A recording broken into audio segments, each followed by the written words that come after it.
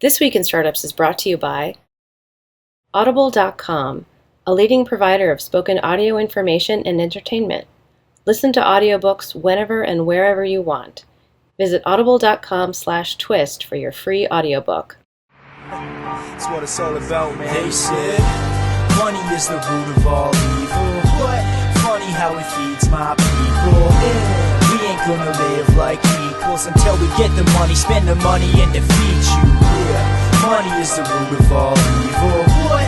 Funny how it feeds my people. Yeah, we ain't gonna live like equals until we get the money, spend the money, and defeat you. Hey everybody, it's Jason Calacanis, and welcome to another episode of This Week in Startups. This is the program where we talk about startups, venture capital, technology, and the future. And listen, government is playing a big role in the future, and in fact, the center of the world seems to be shifting from the East Coast, DC, New York City, to California, and specifically Silicon Valley. Of course, Hollywood has a big impact on how the world views America, but the lens that the world is viewing America now is not through just the Avengers or Star Wars or television or from Obama and Hillary or New York and finance, but really Facebook, Twitter. Think about the impact the iPhone is having globally. Even things like Slack and Tesla Motors. These are the things that people are talking about around the world. My guest today, Alec Ross, is the author of Industries of the Future, and he is straddling the line between technology and government, correct? That's right. So welcome to the program. And now wait, you're based here or are you based out in D.C.? I live in Baltimore. You live in Baltimore? I live in Baltimore. And even when I was working in government, I didn't want to have to go to bed in D.C. Well, you know what they say, if you go to bed in D.C., you wake up, I don't know, but there's got to be some line. With a felony charge for something. Exactly. So now you were a senior advisor for innovation to Secretary of State Hillary Clinton. You worked full-time for Hillary Clinton. That's right. For 4 years. For 4 years. That must have been quite an experience. She's brilliant, isn't she? She's really, really smart. You know, people don't realize just how much intellectual horsepower she has. You know, I would regularly, the rule essentially was if, let's immediately go to her emails. If I emailed her by like 7 p.m., by the next morning there would be a print off of the memo that I sent her, and it would say something like, Alec, page 4, paragraph 3, you said, in quotation marks, network of networks, ...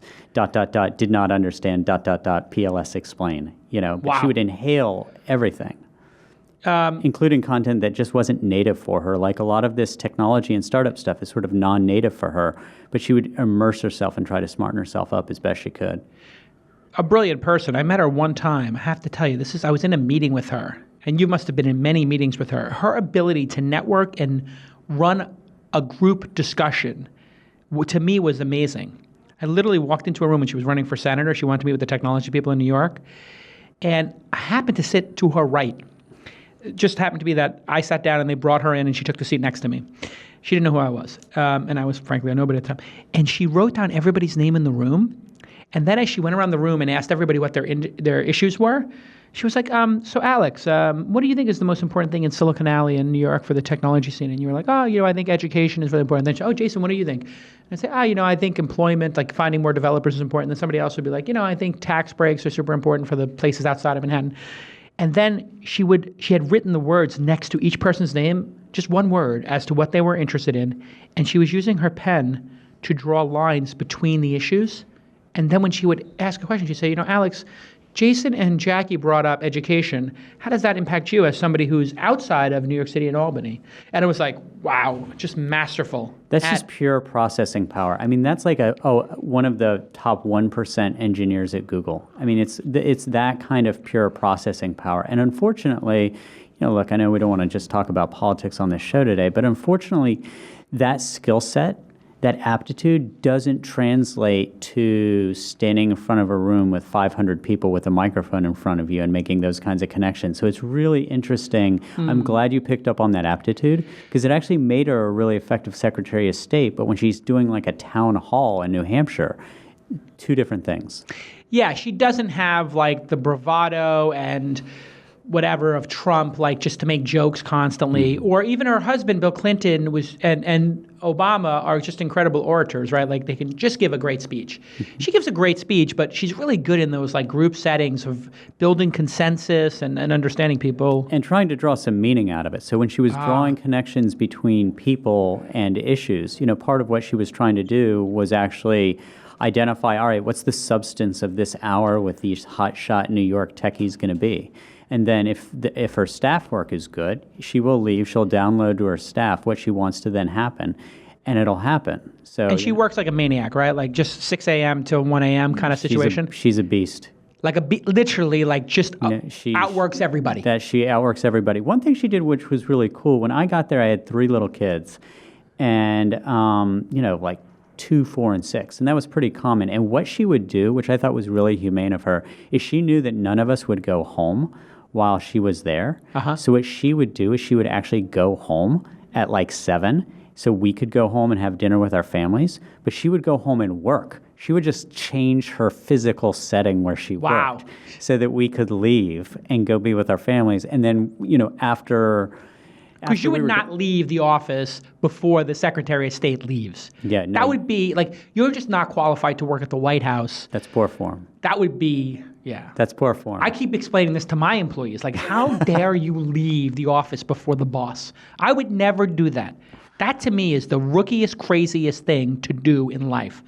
That's a 2,000-year-old lesson that hasn't changed. It has not changed. Don't go home before the boss. Absolutely Even when the boss says they want you to go home, what they want is for you to say, oh, no, I really appreciate that, but I've got some more work to do. Yeah, exactly. That's what they want. Because it is like a 2,000-year-old thing. Like, if Jesus is working, the apostles are working. That's and right. Now, I'm not saying I'm Jesus. I'm not saying Hillary's Jesus. That's for other people to say. But she's very Christ-like, I think.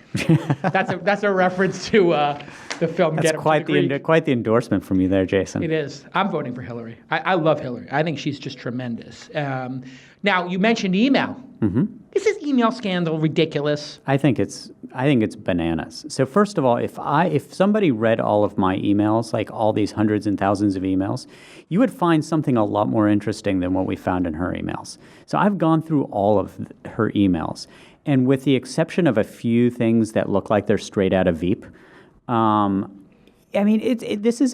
there's nothing even slightly scandalous in it. Right, yes. Like funny. Yeah, like, clever, oh, yeah, no, I don't know how to use the fax machine. Like, that kind of, can somebody tell me what channel Homeland is on? Self-deprecating Right, silliness. but there is nothing of any substance where you're like, oh my gosh, she really screwed up as Secretary of State. It seems like she did such an amazing job. Now, you were there during Benghazi? I was. Yeah, no, Tell me about that. I worked really closely with Chris Stevens, the ambassador who died. He and I, before he was made ambassador, ran the operation that restored communications into rebel-held territory during the revolution together. So he and I were very close, actually. I'm sorry so it's not my loss, it's the country's loss. Yeah. But I've sort of been enraged by how we've politicized his death. Yeah. Especially it shows, how much the country's changed since Reagan. So when Ronald Reagan was president, the embassy was bombed in Beirut, and there were a couple hundred people who were killed, a couple hundred. 6 months later, the Marine barracks was bombed, and another couple hundred people were killed. And we didn't call for Ronald Reagan or George Shultz to, be strung up. Yeah. And, we actually unified as a nation. And fast forward, however many years, and boy, the lack of unity to the world has become so clear. Yeah, it really is this political divisiveness. And, in the face of insane terrorists who are living centuries, in the past, is there, and we're going to get into the book here, The Industries of the Future, which, by the way, is available on Audible. And this episode of This Week in Startups is part of our partnership with Audible to bring great authors in to expand the consciousness and really broaden the aperture of the lens that This Week in Startups looks at the world with. So thank you to my friends at Audible. I'm super passionate about Audible. You listen to Audible? I do, of course. Isn't it amazing, like, just how many books are available on there and this how smart you can get? So it's really interesting. So first of all, I actually did the narration for the book myself, which was lots of fun. You narrated it yourself? I narrated it Nobody myself. does that. Why? Nobody you couldn't afford was Simon & Schuster cheaped out? They couldn't afford somebody? They could have. They actually thought that I would do a good job, which was very flattering. So I kind of like your voice. Well, thanks, brother. Yeah. I spent 3 days narrating it, and here's what's really interesting. I mean, and this shows the change in the publishing industry. Is 40%, north of 40% of all of my book sales are either on Audible or on Kindle. What percent? North of 40%. Wow. So nearly 1 out of every 2 books that are sold are on Audible or on Kindle, which I think is pretty cool. I think it's pretty awesome. Yeah, I mean, there really is something to getting the book now. And I have to say, what I do is I just buy 10 books at a time on Audible. So I look at whatever my friends are reading. I ask them for recommendations on Twitter or Facebook. Say, hey, what books are you reading that you really loved, that you finished? Because I ask people if they finished the book. I think that's a big tell. But then I just look at what the best sellers are on there, and then I look at the New York Times book review, et cetera. I just order 10 at a time, and then I open my daughter's, in dance class or something, or a birthday party, and everybody's got to sit outside. I'm not going to talk to these other parents. You're going to listen to a book. Yeah, I'm like, I'm going to be, I tell them I have to take a phone call. I put the earbuds in. I'm like, I have to take a call. I'm lying. Okay, I'm not taking a call. I'm not on a conference call. I'm listening to Audible. There you go. That's a power move. That is kind of a power move there, Jason. Well, but now you just told everybody what your power move is. Don't worry about it. These parents, these other parents, because then they're always going to pitch me on their app idea. Oof, boy. And that's Put just the brutal. earbuds in. Put the earbuds in. All right, listen, we get back from commercial break. Let's get into what you think are the industries that are going to really shape foreign policy and how the United States is looked at in the world from a global lens, and then how that's going to impact really the big issues in the world, which I think are China, Putin, and Pakistan, and the Middle East. I think those are the big issues, but I want to get your feedback on what the big issues are in the world and how they relate to the technology industry when we get back on This Week in Startups. Hey everybody, I'm crazy about Audible. I've been a fan of this product for a decade and using it for that long. Audiobooks are just an awesome way to catch up and get smarter. If you've met somebody in the world who's smart, they read books. That's it. It's really that simple. And in fact, the people who read more books tend to be just more smarter, in fact. See what I did there? Anyway, I listen to audiobooks constantly because I'm in cars, whatever, 20 minutes for an Uber ride here. Sometimes I take a ride down to the valley for an hour. And you know what? Podcasts are great, but there's a limited number of great ones. And audiobooks tend to be where the great information is captured. So I like to just buy whatever the top 2 or 3 books of the month are every month, month in and month out. And then I listen to them. Audible has over 180,000 of these titles in every genre, and you can access them from anywhere, even on your iPhone, your iPad, Android, Windows Phone. And unlike streaming services, you get to own your books. You have them downloaded. So if you're on a flight or if you have bad connectivity, you're going through a subway in Brooklyn, whatever it is, you have your books with you. And the new thing I've been doing is listening to books in order to go to bed, because looking at your screen keeps you awake. I like to listen to audiobooks. I just listen to a chapter and then I go to bed. It's really, I'm getting through some great books that way. And if you don't like a book, you can exchange it. There's no questions asked. That's their great listen guarantee. And that's a big, I didn't even know about that. And now that I know about it, actually there's 1 or 2 books that just didn't, I'm not going to say I didn't like them. They didn't connect with me. Let me just put it that way. And I got like 2 or 3 chapters through them. And now I'm going to use this great listen guarantee to get another one. The last time I told you about building great sentences, which was just something I did to improve my own writing, and I really love that book. In fact, that book I'm listening to a second time during my hikes. After dinner, sometimes I go for a little walk around the neighborhood with the dogs. But today I wanted to tell you about a book that I've loved since my childhood that I am now sharing with my child. Which is The Hobbit by J.R.R. Tolkien, and it's read by Robert Inglis, I think his name is, and he is so entertaining. And The Hobbit is just such a great book, and he sings in the book, and he uses the different voices for the different dwarfs, and for Bilbo Baggins, and for Gandalf, and all those great characters that we all love. And what's great is, I'll take my daughter on a hike. We go up, we'll do one of these hikes in the headlands and the marina, and in San Francisco and Northern California here, beautiful. And what I did this last weekend was we were listening to The Hobbit, and she loved it so much that we went on the hike, and she said, "Can I keep listening?" And I said, "Actually, you can." I put the phone, I'm not kidding you, in my back pocket. I put it on 10, and we hiked a mountain listening to The Hobbit. Now, if there is anything I can tell you that is the most heartwarming thing I did in the last month, that is it. I love the book The Hobbit. When I was a kid, we used to listen to a worn-out set of cassette tapes at Boy Scout camp at 10 Mile River in New York, Troop 53, Troop 54. And we would go to Kernigan Camp at 10 Mile River, and we'd listen to The Hobbit. That was our treat. After dinner, if we were good that day, we got to listen to an hour of The Hobbit, and now I'm doing it with my daughter on Audible. Go to audible.com/twist, audible.com/twist, and sign up for a 30-day membership. And you can download that book of the week for free at audible.com/twist. It is amazing. The Hobbit is just such a delightful book. And you know what? She's having me rewind, because she loves when the dwarfs sing about breaking Bilbo Baggins's plates and stuff. So we're now replaying certain chapters. We're not even finished with it, but we keep replaying certain chapters because she loves it so much. And there's tons of business books on there, and tons of fiction, and all kinds of great books. I've told you about a bunch of them on this program before. I love Audible. It's just one of the great joys in life to hear somebody else read an awesome book, and you can get smarter, and you can share these experiences. When I would drive the entire family down to Los Angeles for a vacation from San Francisco, or vice versa, or even out to Tahoe, we would listen as a family to an audiobook. It's just a great way to share a story with a family. And you know what? Listen, sometimes you have kids.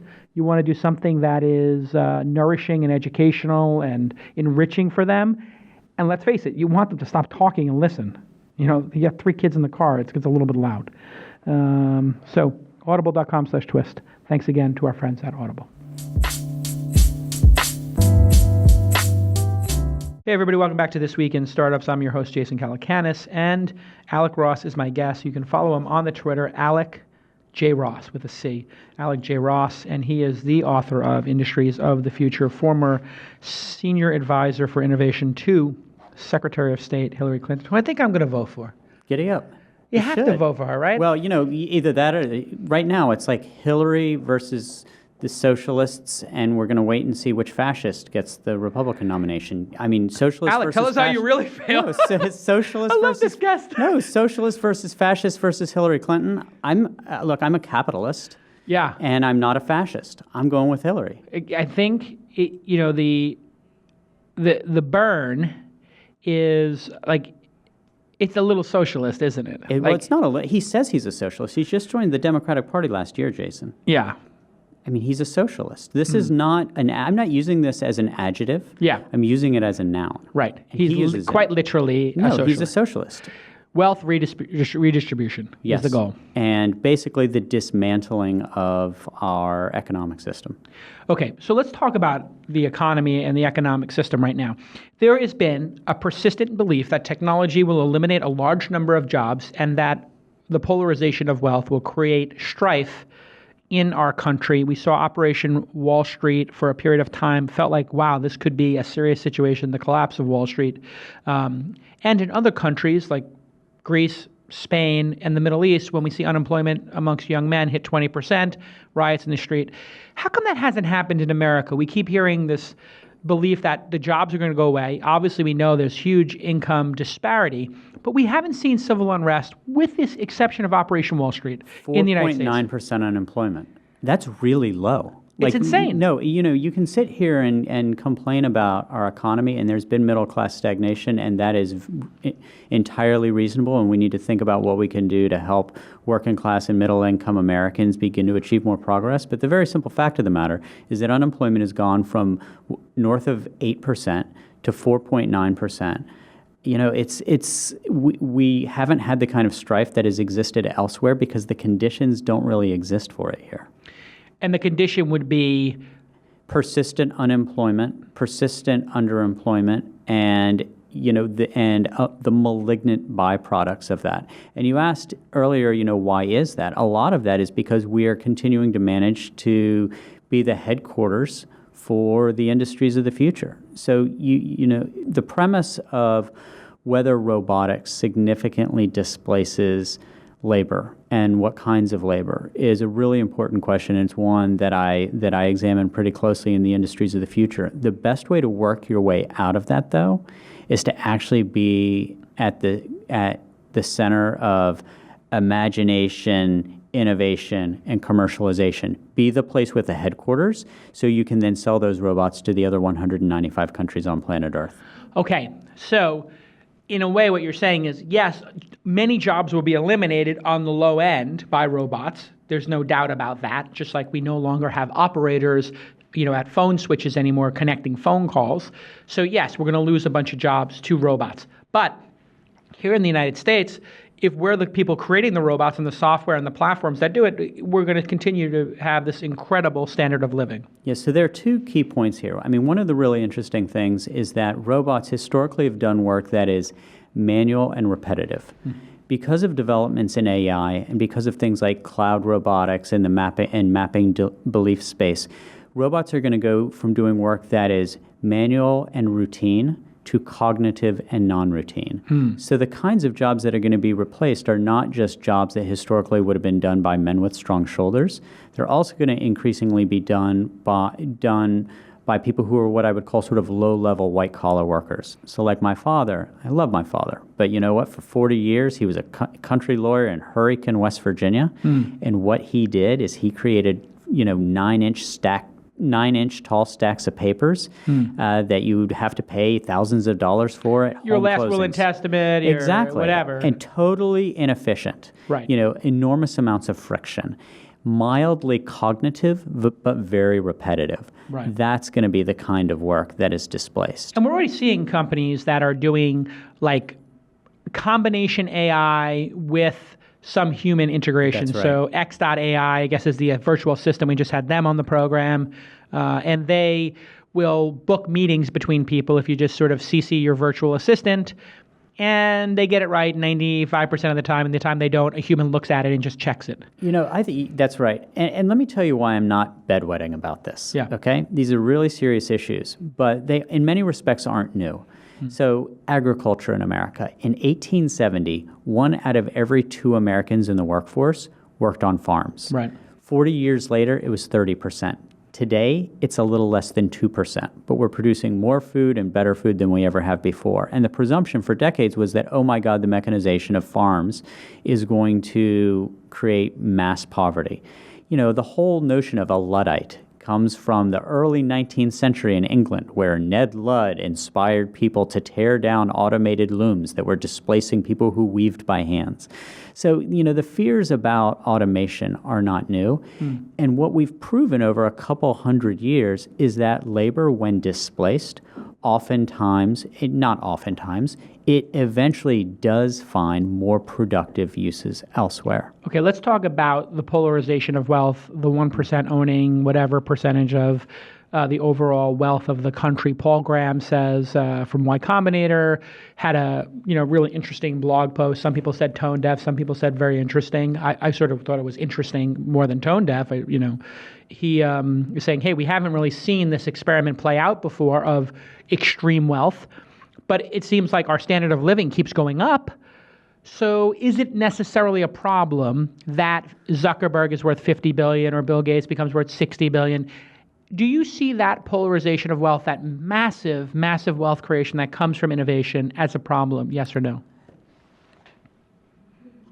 Yes or no? That's it. No. I want to Yes. get you. Yes, So, it is but a problem. It is a problem, but let me tell you what the best response to that has been. You mentioned 2 people, Mark Zuckerberg and Bill Gates. Right. And boy, they sure have done a great job of making it not a problem. I mean, Mark Zuckerberg, By giving it away. By giving it away, right. and also by making investments in things that are going to make the world a better place. So one problem I have with this debate in general is it doesn't look at things with the complexity that the issues actually require. So what's happening is we aren't just creating economic stratification; we're increasing bounty and increasing spread. So let me explain what I mean by that. Bounty is not just economic value. It is well-being. It is a longer life. It is more and better choices for entertainment. It is the good things that happen in life. So when I was growing up in the 1970s, only rich kids had color TVs. Right. Today, poor people have big flat screen color TVs with 200 channels. that is more bounty. Got it. So you don't see that in the paycheck necessarily, but you do see it in the standard of living, Exactly. i.e., the idea of having a private driver take you somewhere, literally being driven somewhere, was something that only the elite had in the 70s or 80s. Taxis became wildly expensive. Lincoln Town Cars were super expensive, but now you can take a Lyft line or an Uber pool for $4 or $5 and get halfway around your city, and it's basically $2 more than the subway. Exactly. So there's more bounty, more well-being broadly defined, but there's more spread, meaning the economic benefits of it accrue to a smaller number of people, because what we're doing is we don't require the head count. So here's the story that I think best illuminates this. The same week that Facebook bought Instagram, Eastman Kodak went bankrupt. When Instagram was purchased by Facebook, do you know how many employees they had? 20. Eastman Kodak at its peak had about 130,000 employees. Yeah. Yet, people are taking more photos and better photos today than they ever have before. Absolutely. So there isn't the employment that goes with the bounty, the ability of everybody who's walking around with a smartphone in their pocket to take photos all of the time. Yeah, you don't have that job of people at the photo store developing the film. And if you take a bad picture, you're not like, damn it, that cost me 25 cents. You're right, exactly. Right? You didn't just hit delete. But it creates an enormous amount of consumer surplus. Now, the point, what Paul Graham teased out, which is really important, is, all right, if we do have people who are making tens of billions of dollars, is there, I won't say a responsibility, but ought we have policies that make sure that we strengthen the safety net, that make sure that if people are accruing these massive fortunes, that they're doing more to ensure the general welfare. But it is a complex issue, right? So it is. The first thing you have to say is, are the people who've generated that much wealth, I think before you criticize the system of capitalism, which generates all this wealth, should we not go down the list of the top 100 beneficiaries and say, how much of it did they give away? Because if it turns out that they all give away 80 or 90%, then maybe we don't even need to take any action. Listen, if there's 10% of people, if Larry Ellison decides, I'm not giving any money away, and I don't know if this is the case, but if Larry Ellison decides, I'm just going to buy up every island I can find, Lanai and every other one, with my money, and I'm going to give it to my kids, okay, well, we have one person who didn't take the giving pledge or didn't give it all away in the grandiose way that Bill Gates did or Zuckerberg promises to do. But overall, the top 100 gave away 98% of their wealth. Mission accomplished. I completely agree with you, which is why especially Mark doing what he's doing at such a young age is so interesting and so important. And bluntly, because these guys see the world differently, they will be much more experimental about how they give away their money. And they might actually be able to develop some solutions philanthropically or at sort of the flashpoint between philanthropy and business that actually make the world an even better place. A lot of what Gates has done is really kick ass. Yeah. What impact has that had on the global stage, politics, and sort of how we look at Africa, how we look at big problems in the world? Which is to say, like, do elected officials look to Bill Gates to solve problems or rich people to solve problems as opposed to taxpayers? Yes. So let's talk about AIDS, for example. AIDS is not the problem that it was 20 years ago. And one of the big reasons for that is because the Gates Foundation and others supported the creation of systems, basically to be able to develop pharmaceuticals and efficiently allocate them across the globe and build the capacity locally so that people could stay compliant with the course of care. That was more an accomplishment of the Gates Foundation than of the UN or the government of South Africa or any individual government. And so it is the case that increasingly heads of state around the world do look to people like Gates and his peers, though there are very few of them, to say, hey, our problems are transnational in nature. They are... In other words, one government's not going to solve them, and putting together multiple dysfunctional governments, and let's face it, government is dysfunctional almost by design. You put together multiple governments to try to solve a problem, it decreases the chances of that problem being solved. Am I correct or not? That's absolutely. Well, you just don't make any progress. And again, you can look at the fight against AIDS as a classic example of that. It was not until there were sort of multi-stakeholder international organizations that were created outside of government and then boosted with billions of dollars, of philanthropic dollars, that we actually made progress. And then we made enormous progress. Okay, well, so then what about the impact because the criticism then of this great polarization would be, hey, the Koch brothers and other people buying and selling our government officials. This is a major issue that Hillary and everybody else seems to have to go on the trail, raise a bunch of money. Obama, had to do countless 25K lunches with a bunch of tech CEOs and finance CEOs. What kind of impact does that have on those individuals like Obama, like Hillary, when they actually get in office? Are they two-faced in that, like, Sure. they shake everybody's hands, take their pictures, and then they do what they think is right? Or does it actually steer policy So it depends. that they pursue? Yeah, that's a great question. It depends on who you're talking about. Okay, So well, let's talk about Hillary. let's talk about Hillary. So in Hillary's case, I probably was I was probably personally in no fewer than 50 meetings with her where we were deliberating policy. Sitting around the table going through a policy issue. And if somebody had said, oh, CEO Joe, who made this big donation to the Clinton Foundation, thinks we ought to blah, like that person wouldn't be invited back. Wow. And so in this case, it's subtle, if at all. It's very subtle, if at all. Yeah. And so it just didn't find a place, at least at the tables that I sat at. I have to say, because if you look at the issue that Silicon Valley had, which was immigration, we really wanted to solve this issue, and Obama has done nothing on it. He really hasn't made any progress on getting us. It's the Congress. He right. has been, look, he will sign whatever the Congress sends him. Okay. He will sign what the Congress sends him. The Congress has not sent him a bill.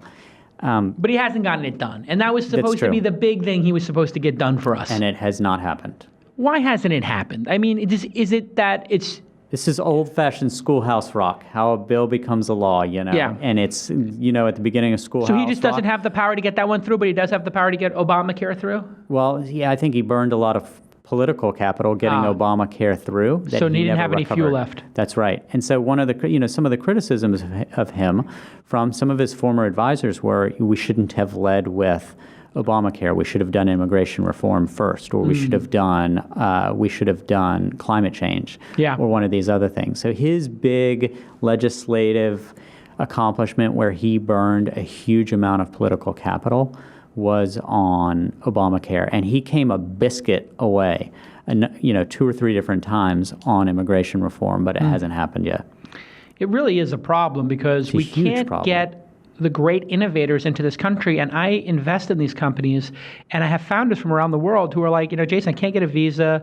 Can you write me a letter? And if they invest in some fakaka REIT for $250K, they can buy their way into the country, which entrepreneurs can't do, but rich people can. And hey, rich people could be rich because they're being backed and they're terrorists. It seems like a much more likely scenario that a terrorist would be able to put together $250 to invest than a terrorist would be able to convince an angel investor to put $250K in. No, look, you're right. I have a section in the book called The Geography of Future Markets. It's like, all right, Alec, you write about all these different fields. What about the 196 country chessboard? How does the U.S. come out? And the answer is that we're in a fantastic position, but if we don't allow ourselves to continue to be the home of the smartest people from around the whole world, then we put ourselves at a ridiculous disadvantage. Yeah, if you just look at the companies in Silicon Valley that have either immigrant founders or founders with immigrant parents, 40% of the Fortune 500 was founded by immigrants or the children of immigrants. Yeah. 40%, kind of a big number. Yeah, and we're basically going to eliminate those people from the mix because we can't tell who a terrorist is? Or what's the issue? Why is immigration such a hard issue? Is it protectionism for jobs? Is it xenophobia? Is it this ridiculous belief that ISIS is going to send, 10,000 people here to blow stuff up? What is it? Why can't we get it done? It's xenophobia. So let's think for plain and simple. Let's think about Indian Americans. How many Indian American terrorists have there been? Well, I could actually answer that. Let's see. Fort Hood, no, that was a crazy person who was mentally ill. Were the guys in Boston? Because I'm talking about the lone wolves. Yeah, so this is the only terrorists we've had are lone wolves. So we are but we're also keeping people away from countries who have never had a hand in terrorism in the United States. Right, like Germany has a hard time getting in here, or people from London or the UK who are Indian descent have a hard time getting in. I was talking to an Indian founder the other day. He's like, I can't get in. No, this is exactly right. So I think. So why? Because they're brown. It's the same color. That's the skin color. Melanin in skin. That's what it comes down to. No, Jason. This is what it comes down to: is melanin in skin.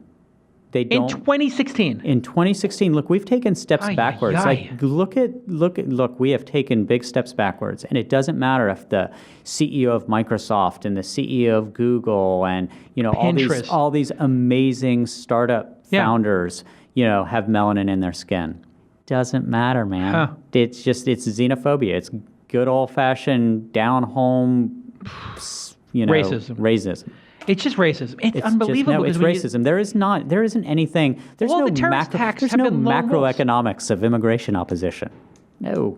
And then we also bundle people coming into work on farms from Mexico with this, which is insane as well, because it's obviously two different cohorts. And the people who are coming from Mexico, the worst case scenario is they're going to go work and be illegally taking jobs that Americans, let's face it, don't really want those jobs. They really want them. And the worst case scenario is they're going to be bringing in some marijuana across the border or something. I mean, what are we bringing in across the southern border of this country? We're bringing in a really good work ethic. And we're bringing people in who are working their tails off and sort of living the American dream. No, it's exactly right. And so, look, again, thinking about this in the around the theme of startups and innovation and the industries of the future, the United States will not be the home to the industries of the future if we keep people outside. Yeah, this is why Trump is such a disaster as a president. Oh my goodness! I mean, give me a break. I mean, America.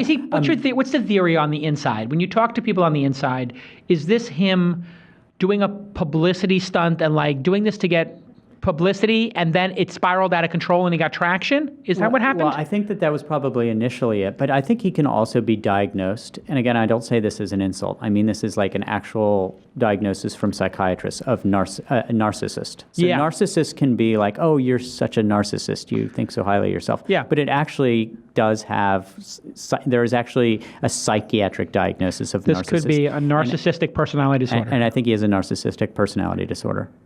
I mean, he called a fellow candidate the P word yesterday. He did. I mean, if you said that in one of in a company that I was the CEO of, you'd be fired. Fired, and the company would have a protest, and they'd be banned from ever having a commercial. But this is a presidential candidate. What happened? He's probably going to win the New Hampshire primary. It's bananas. This is bananas. We are in uncharted territory in terms of.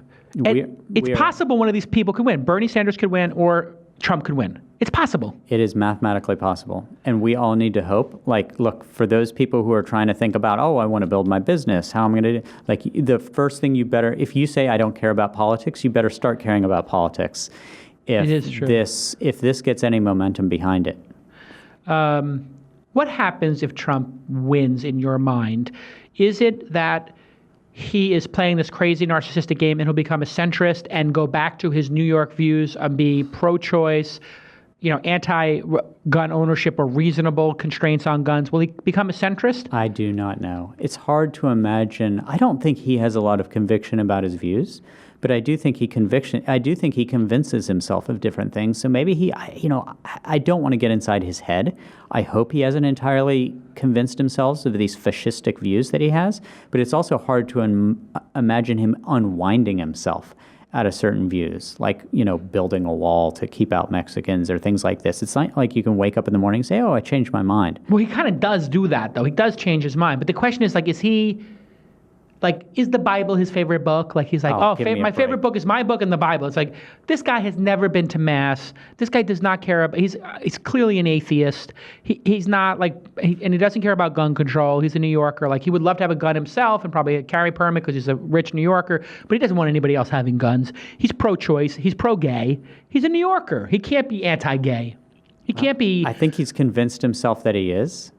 Or he hasn't. I don't know. Look. That's the crazy part about this, isn't it? Here's what we need to hope. We need to hope that this is all a hypothetical based on a theoretical based on a maybe, and we don't find out. Wow. Because we're all screwed if he wins. All right. Let's talk a little bit about what I always ask my friends from the State Department or people who are connected to this. What are they worried about? What are the top 2 or 3 things, putting aside Trump and Bernie Sanders, what worries you on a geopolitical basis and in relation to technology? What are the things that are the black swans or the things that could really crash the market end or create a global crisis along the lines of 9/11 or the financial crisis, et cetera. What are the things that you think in your time at the State with Hillary Clinton, Yep. What are those things? Rank them in order. Give me the 3, 2, 1. So number one is Vladimir Putin with nuclear weapons. I don't think he would use them, but if you're asking about a black swan, Vladimir Putin is also somebody who, it wouldn't surprise me if a psychiatrist had a field day with this guy.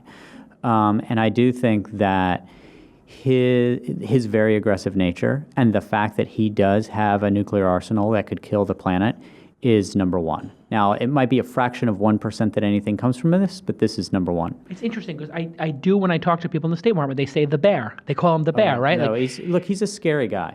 And nobody knows. I heard that there's a great story. He has no inner circle, right? Like nobody knows, like with all of our intelligence abilities, we don't actually know what makes the man tick. So it's very small. There's actually a story in the book about a meeting that I had. Their White House, they call the White House too, outside of his office with one of the 2 or 3 people in that inner circle, a guy named Dmitry Peskov. And Peskov walking back and forth between Putin's office and a table where we were meeting, coming back with new sets of questions. The reason why you hear this from all your friends in the State Department is because he's a legitimately scary guy, and he's a bellicose guy. What does it mean, bellicose? It means he's warlike. He likes war. He likes conflict. He likes sending soldiers across the border. Right. He gets off on this. That's one. Number 2 is Pakistan. And again, see, that's my number 2 too, because they sold nuclear weapons to North Korea and to Iran, and then they denied it. Anyway, go ahead. So that's number 2. I mean, Pakistan. The problem with Pakistan is, it's one of the. I've traveled to almost 100 countries. My assistant did me the disfavor of actually totaling up the travel, and apparently in the last 5 years, it's the equivalent of 25 circumferences of the globe. Wow. And the scary thing about with 3 kids. Yeah, right. Yeesh. You might have to ask my wife about that. Yeah, exactly. She's a saint. Yeah, bless her. The scary thing about Pakistan is that the average person on the street hates you. The average person in the state hates an American. Yes. Yes. And that is rarely the case around the world. No matter what our relationships are with foreign governments, usually the actual citizens don't wish you any harm. Right. But in Pakistan, I think the majority of them would just assume we be dead. And fascinating. And that the combination of that with nuclear weapons scares me. I mean, Osama bin Laden was living a kilometer from the Pakistani West Point. Yeah, I mean, they basically hid him. They hid him. And that would be the equivalent of us hiding Hitler or, Mussolini or something. You're harboring the biggest fugitive of the century. Well, no, not the century, but of our lifetimes. That's right. And so that's number 2. And then number 3, I would say, is ISIS. Is ISIS doing something big in a Western capital that creates a real body count? So they've done horrible things that have killed dozens of people. But if they got their hands on something that could create a real body count, then you're going to wake up in the morning and Nasdaq's going to be down 1,000 points. Yeah, and a couple hundred people are going to be dead. Yeah, exactly. Yeah. I mean, so this is you're asking about something economic. I mean, that is the other thing, because there are a lot of people who wake up in the morning now and ask themselves, how can I kill a lot of Westerners? And this is nuts. It is. And this is a difference between today and 15 years ago. And technology actually plays a little bit of a role in this. So the reason why ISIS has so many followers and can recruit so openly versus Al-Qaeda, which had to hide in caves, in part has to do with social media. Because the videos. Yes, the videos. And so amazingly produced. And the propaganda. You've watched the videos, yes? Of course. See, this is the thing. People don't want to watch these videos. And I think people need to watch these videos. I know it's very hard to watch people being murdered, but when you watch the videos, you will learn how savvy and savage this group of people is. No, you absolutely. And they're equal parts savage and savvy. No, that's exactly right. And we underestimate them at our peril. And they really know how to communicate with 19-year-olds in a way that sort of white shirt, red tie, pinstripe diplomats don't. And so they've really done a smart job of figuring out how to use connection technologies technologies that connect people to information and each other in a way that's really impressive. They are, like, when you watch these videos, they're so, like, you could see somebody who's disenfranchised being inspired by, like, if you're delusional and you believe in God and Allah and, like, this, jihad, you can see how inspiring an insane person would be by this. Like, if you're already on the cusp of being disenfranchised from society, you feel everybody's against you, you're a lone wolf, or you're partially mentally ill, or you're suffering from mental illness, and you watch these videos, you think, wow, I want to be on this team. And these people have purpose. And so what's interesting about this is the psychology of young men. In the United States, you join a sports team or you join a fraternity. Right. If you're in the inner city and you don't have a sports team or a fraternity, you join a gang. The psychology is Fight Club. Yeah, that's right. And so what's interesting is they also know how to integrate something else into this in a very savvy way, which is sex. ISIS brilliantly uses sex as a recruitment tool. So what they do is they promise, however many virgins to sex-starved young men. If you join forces with us, if you die, there are however many virgins working for you. And the sexual slavery that's in place right now throughout Northern Africa and the Middle East. They've got institutionalized rape and slavery. They do. And they've justified this. Coronically, which is an absurdity, but they have justified it. So they literally are promising these 19 and 20-year-old men, join us and you can get laid. How do we unravel it? Given that these people are on social media, but they're in another country, and we don't really have boots on the ground anymore. We don't really have ourselves integrated. What should our approach to the Middle East be, and to radical Islam and this particular, area? So this is a case where, first of all, I think that we need to work closely, and I know this is controversial, but we need to work closely with Facebook and Twitter and all of the other platforms that we can influence to make sure that we do get other narratives out there. So literally, we have to do storytelling. We have to do storytelling. And, it has to be rooted in truth, which is not difficult. Counter narratives, you don't need to fictionalize a narrative here. And, what we are allowing, unfortunately, is for the narratives of terrorists of ISIS to dominate the information environment through much of the Middle East. A big part of this is that the moderate Muslim community is scared to death. They're afraid they're going to be killed. And they are being killed, more so than Westerners.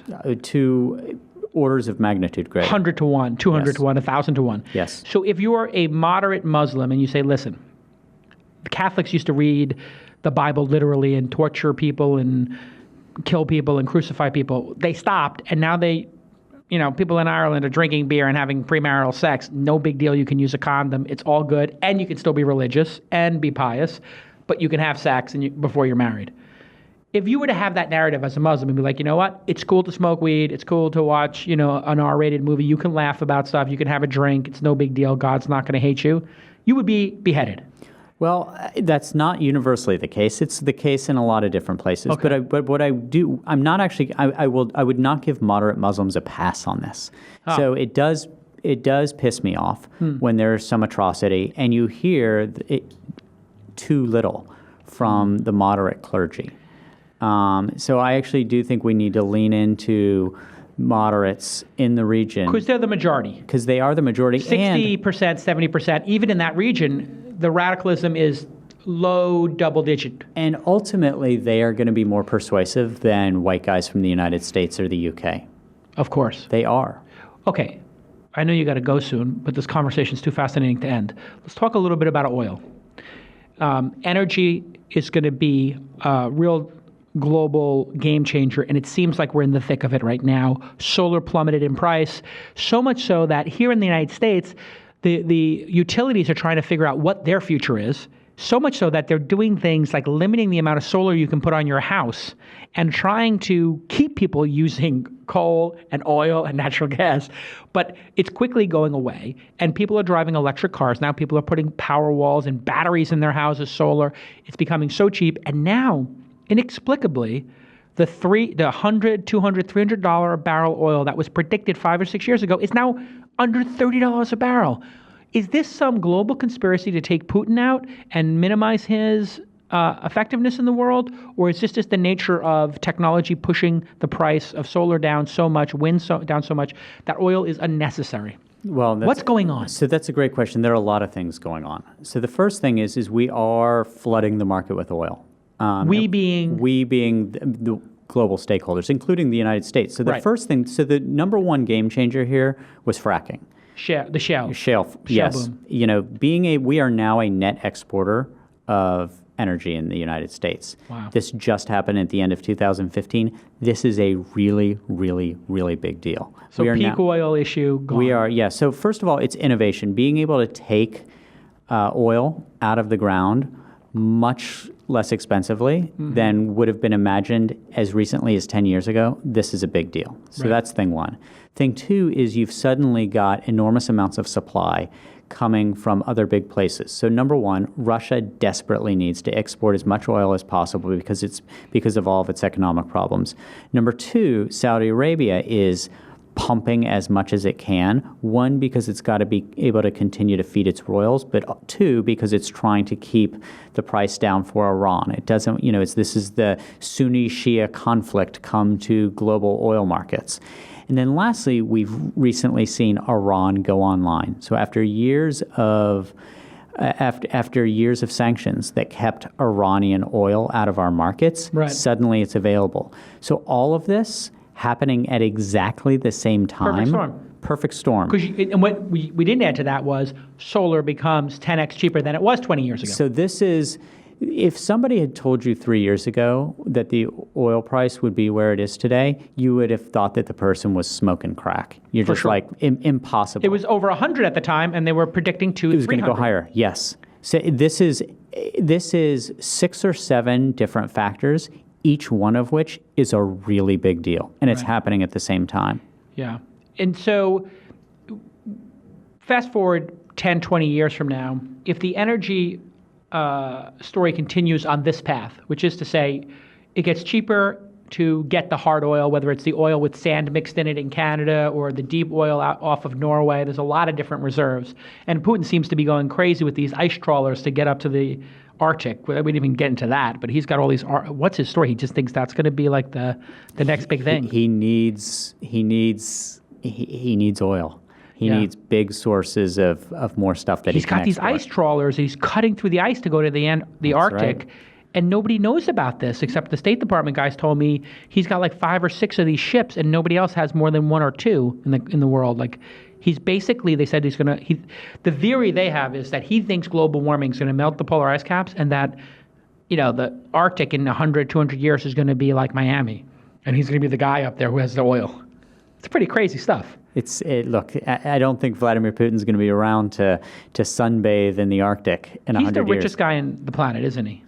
He could be. You could estimate his net worth anywhere from a couple $1 million to tens of billions. Yeah. This goes to, but it's also a distinction without meaning, like what his net worth is, because something could technically be owned by another oligarch, but it's de facto Putin's if he wants it. He doesn't think in terms of currency. I don't necessarily think that he looks at his bank accounts. I don't think he necessarily looks at what his holdings are.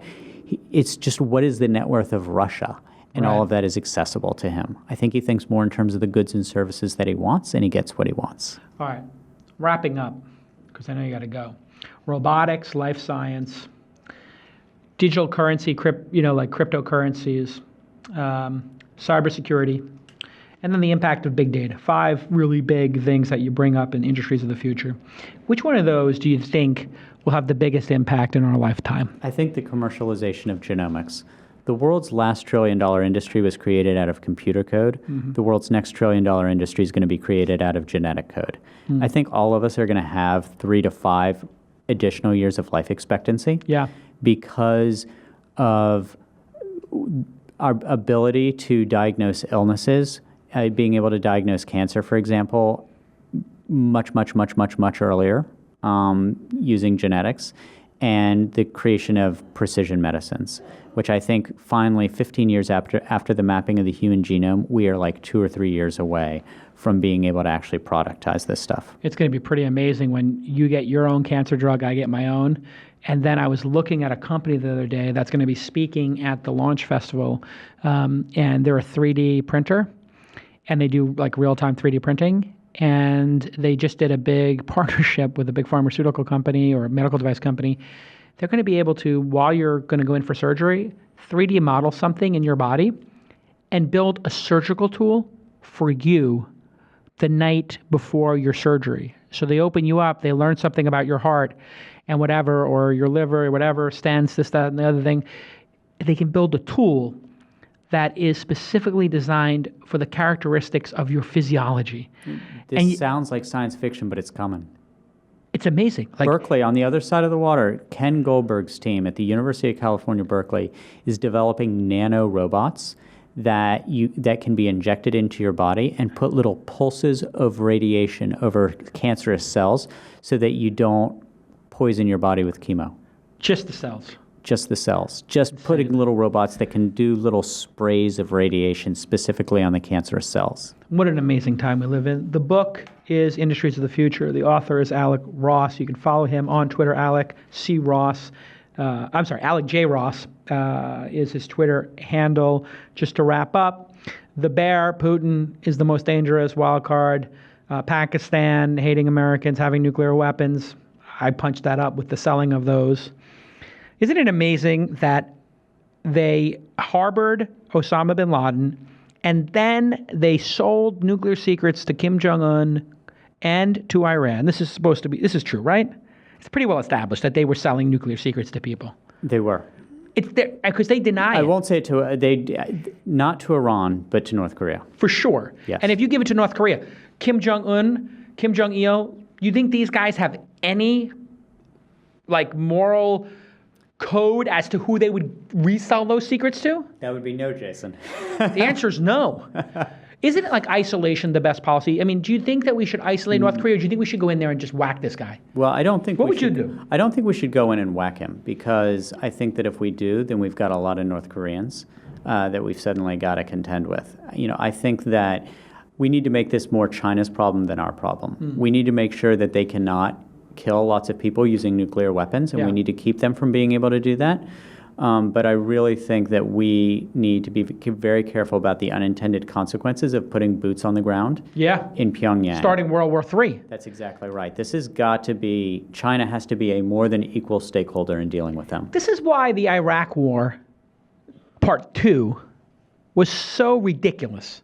We could have waited him out. Well, don't you think? Ultimately, it was an enormous mistake that we are still paying for. Yeah, so you're in the camp of wait him out. Okay, listen, everybody go on Audible and get The Industries of the Future by Alec Ross. He reads it himself. He put 3 days of his life into that. Eric Schmidt loved the book. Walter Isaacson loved the book. You're going to love the book. Go right now and buy it. The Industries of the Future by Alec Ross. You can buy the hardcover. You can buy the paperback, or you can do what I'm going to do, and that's get the Audible book and listen to it while you're at a party, so you don't have to talk to the other parents. Take my special tip. Those other parents talking to you is death. Just put the headphones in. Tell them, I'm sorry, I got a call. I just use Jake Howell's method. Thanks again, Alec Ross. Great guest. Thank you. All right, we'll see you all next time. Bye-bye.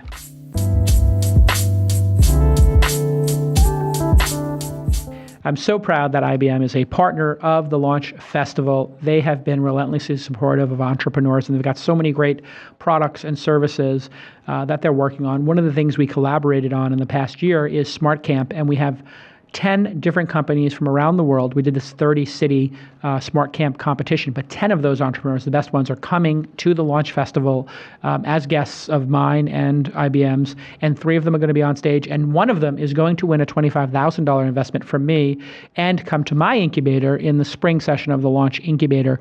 They're going to also be hosting a bunch of dinners, and the Founders Dinner, in fact, on March 2nd. Sandy Carter is IBM's GM of Cloud Ecosystem and Developers, and she's going to be giving a main stage talk on Wednesday, March 2nd.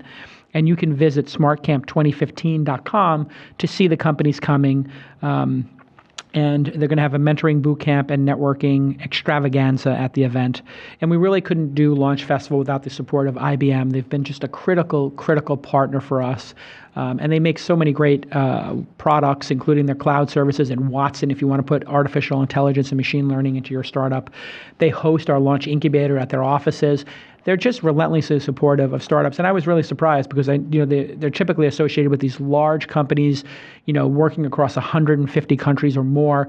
And they do these really big multi-billion-dollar, arrangements with these big companies. And I said, hey, to the IBM team, why do you want to be involved in startups? And they said, that's where the innovation is. And we want to get there early, and we want to be a part of the revolution that's occurring in Silicon Valley and at your incubator and at the Launch Festival, and really learn. They want to learn from the startups where these entrepreneurs think the world is going. And you know what? It's probably a money-losing proposition for IBM at the start. They're just trying to help startups grow, and they're giving them cloud services and Watson, like I was saying. Just such a great partner for us. So go ahead and follow IBM GE and IBM. That's the Global Entrepreneur Program. You can find more at ibmglobalentrepreneur.com. And we'll see everybody. Look forward to seeing everybody, Sandy Carter and the team, at Launch Festival, March 2nd, 3rd, and 4th. Thank you for your support.